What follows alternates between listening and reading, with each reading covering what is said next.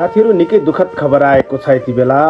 टिकटकमा लोकप्रिय आफ्नो स्थान बनाएकी र रेखा थापासँग अनुहार मिल्ने भनेर धेरै जनाले भन्ने व्यक्ति आचल नाचको यति बेला उपचारका क्रममा निधन भएको छ।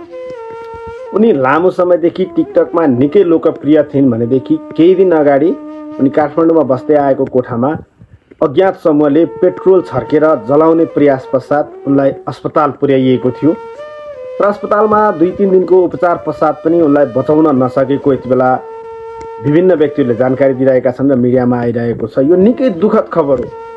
कोही व्यक्तिले कोही महिलामाथि गएर पेट्रोल छर्केर उहाँको हत्या गर्ने कोसिस गर्छ भने यस्तालाई कानुनी दायरामा अनिवार्य ल्याउनुपर्छ।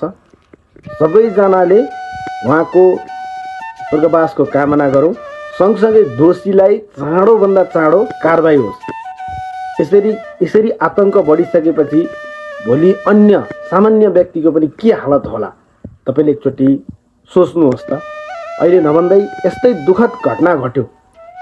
पेट्रोल छर्किएर उनको कोठामा आगो लगाउन खोजेपछि उनी जेनतेन त्यहाँबाट बाँचेर अस्पतालसम्म त पुर्याइयो र विडम्बनाका साथ भन्नुपर्छ उहाँको यति बेला निधन भएको छ।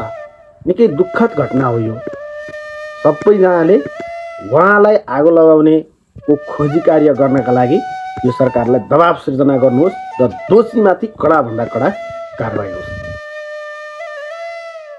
के तपाईँ गुणस्तरीय डिजिटल ढकतराजु अथवा जोख्ने तौलनी यन्त्रको खोजीमा हुनुहुन्छ? यदि हुनुहुन्छ भने स्क्रिनमा देखाइएको नम्बरमा सम्पर्क गर्नुहोस्। सुपथ मूल्यमा पाउनुहुनेछ।